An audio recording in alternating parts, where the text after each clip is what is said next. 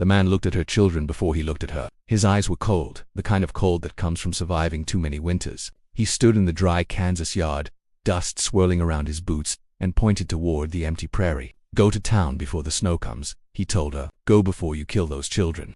Margaret Roth did not answer. She had 3 children standing behind her. 6-year-old Anna held her little brother Peter's hand. Baby Wilhelm rested against Margaret's chest. The wind moved through the tall prairie grass like a warning. Margaret had 11 weeks until winter. She had $2.40 and she had no husband. 5 months earlier, she had buried Johann Roth on a quiet Tuesday afternoon. He had come to Kansas full of hope, dreaming of building a stone house on their land in Rush County, and he had laid the foundation himself, 12 feet by 14 feet. Thick limestone rising from the earth like a promise. That promise was still there, but Johann was not. Fever had taken him in the summer of 1887. By Thursday, Margaret had placed him in the ground behind their sod dugout, the same land where he once planned to plant apple trees. Now she was 29 years old, alone on a claim that required 3 more years before it would legally belong to her. The dugout roof sagged more each time it rained. Dirt fell from the ceiling onto the children's beds. The center beam had cracked. It would not survive another winter. She needed 6 cords of firewood to live through a Kansas winter. She had less than 1. The neighbors came with bread and quiet advice. Sell the claim. Go to town. Find work as a servant. A woman alone cannot survive out here. The men came to. They carried away Johann's tools. They took his stacked cottonwood, 6 cords hauled from 40 miles away. They called it sharing. They said Johann would have wanted it that way. Margaret said nothing. By late August, she understood the truth. The numbers did not work. A wooden cabin would lose heat too fast. She could not afford coal. She could not cut enough wood. She could not build a stone house alone. Then came the sheriff's auction in La Crosse. She walked 4 miles with Wilhelm tied to her back and Anna leading Peter by the hand. She hoped to find tools or scraps of lumber. Instead, she found something strange. The auctioneer announced the Cager property. The Cager family had lost everything in a fire that spring. Their barn burned, their house burned, and the father died trying to save his horses. All that remained standing was a stone granary, a tall round cylinder of limestone 18 feet high. Walls nearly 2 feet thick, but the roof had burned away. It was nothing but stone walls and open sky. $5, the auctioneer called. No one moved. $3, silence. $2. Margaret raised her hand. She did not fully understand why she did it. The granary was useless. No roof, no floor, no chimney, no door fit for winter. But the walls were thick 2 feet of solid limestone. She remembered something from her childhood in Russia. Houses built with heavy walls that held warmth even after the fire burned low. Her grandmother used to press her palm against the clay walls in winter and say, "The walls remember the sun." The idea came to her slowly. But what if the walls could do the work? What if she did not need a big house? What if she only needed a small space with thick walls that could store heat? It sounded foolish. Everyone would laugh, but she had no other choice. The next morning, she walked 6 miles north to see what she had bought. The granary stood alone on the prairie, blackened from fire, but unbroken. The stones were dark with soot, yet solid. Fire had destroyed the roof, but it had not cracked the limestone. She stepped inside. It was cooler than the outside air, even under the hot September sun. The inside felt steady. Calm. She pressed her hand against the stone. The walls were cool now, but they would remember heat, too. The space inside was small, just over 100 square feet, smaller than her dugout. But smaller meant less air to heat, and the circular shape had no corners for wind to attack.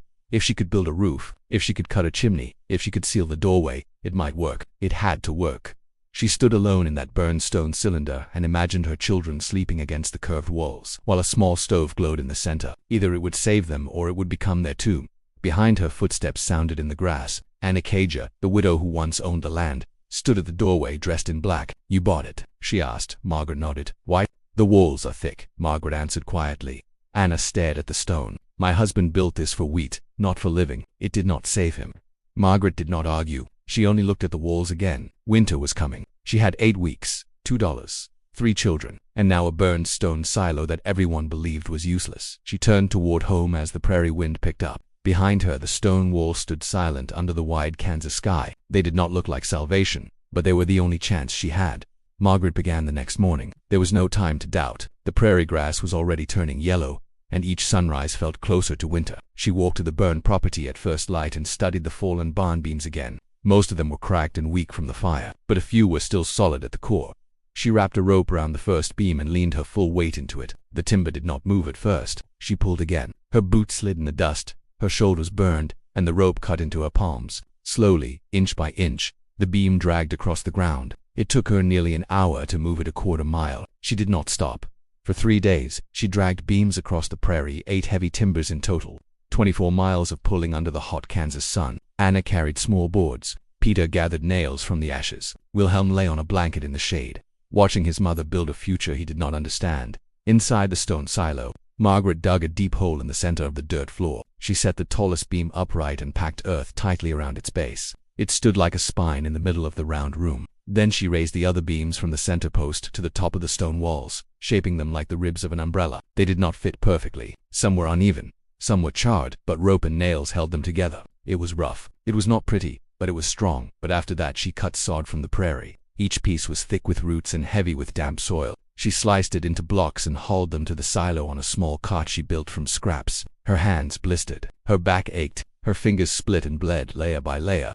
She laid the sod over the wooden frame, grass side down, soil on top, pressed tight so rain would run off instead of soaking through. When she finished, the silo no longer stared at the open sky. It had a roof. The first rain came days later. Margaret stood inside with her children and listened. No drops fell. The interior stayed dry. For the first time since Johann's death, she allowed herself to breathe.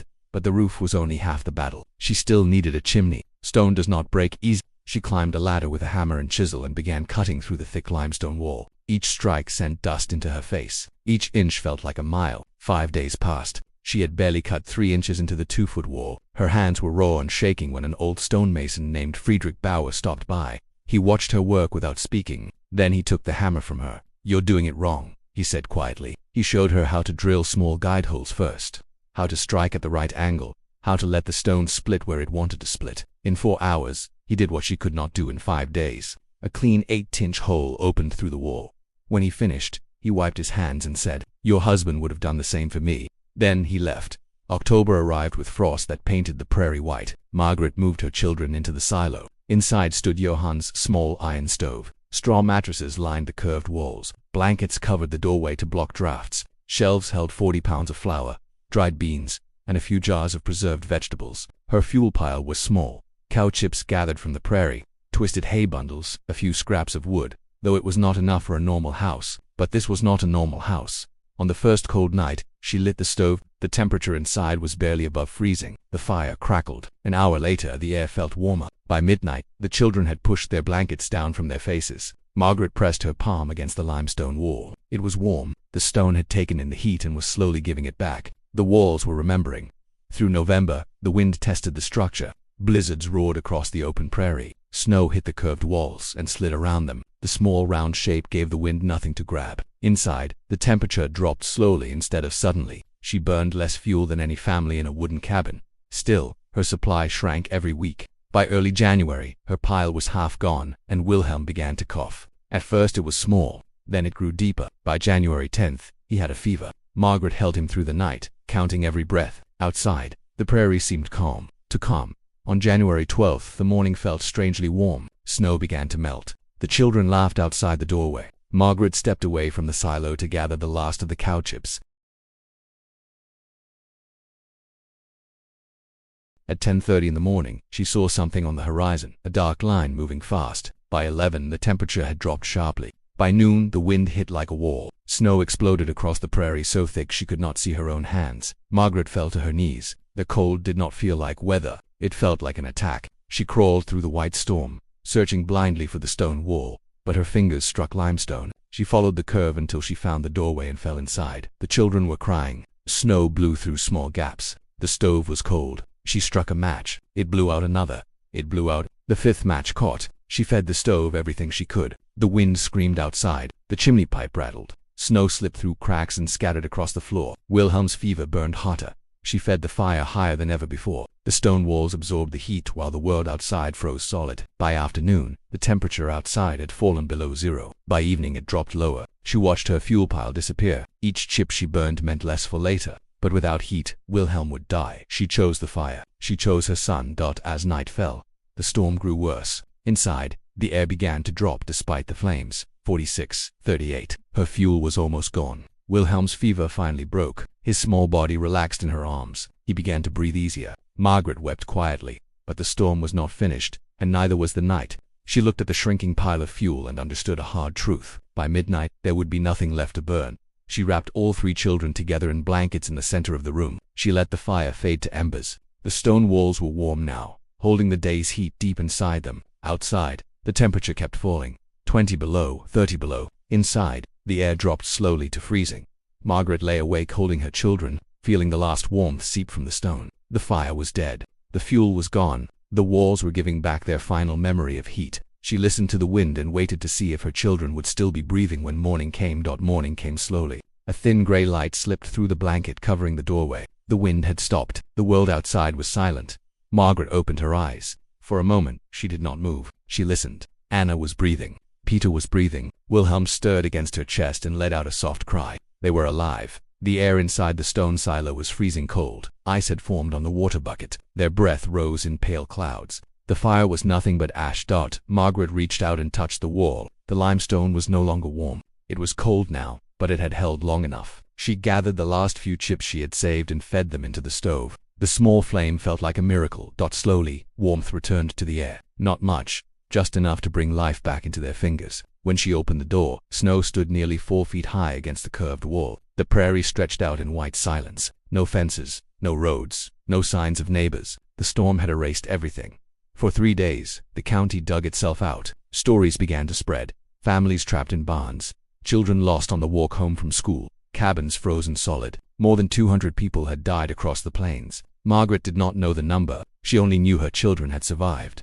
On the 3rd day after the storm, Henrik Varr walked up to the silo and stood outside for a long time staring at the structure he once called foolish. Smoke rose gently from the chimney. Finally, he stepped inside. The room was warm enough that the children had loosened their blankets. Wilhelm rested peacefully in Margaret's arms. Henrik placed his hand against the stone wall. He kept it there for several seconds. "The walls are 2 feet thick," he said quietly. Margaret nodded. "The space is small," he said. She nodded again. "The round shape turns the wind." Silence filled the room.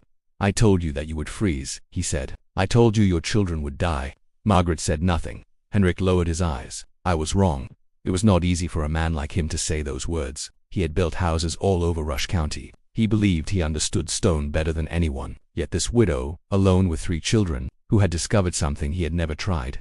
"The stone holds heat," he said softly, "like a clay pot holds water." He looked around the small room at the curved walls, at the stove, at the simple beds pressed close together. "Others will want to know how you did this." "Then I will show them," Margaret replied.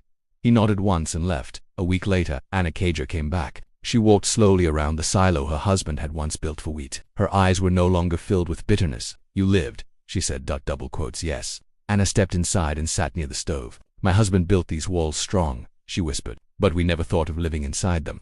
"Neither did I," Margaret answered, "until I had no other choice." Anna looked at the roof, at the chimney hole cut through the stone, and at the careful way the beds were placed against the curved wall. "Will you teach me?" she asked. "If I build again?" Margaret reached for her hand. "Yes." Word spread quickly. Families who had lost cattle, families who had burned furniture to stay alive, families who had nearly frozen in thin wooden cabins. They came to see the burned silo that had become a home. Margaret showed them everything. How the thick limestone absorbed heat during the day and released it at night. How the circular walls gave the wind nothing to attack. How a smaller space needed less fuel. She did not charge them. She only shared what she had learned. By the next winter, several new stone structures stood across Rush County. Some were round. Some were square with thick walls and heavy sod roofs. Henrik Vath built 3 himself, each one smaller than the houses he once believed were best. Margaret proved up her claim 5 years later. She never married again. She expanded the stone silo as her children grew, adding a small room and later a kitchen. But the original cylinder remained the heart of the home.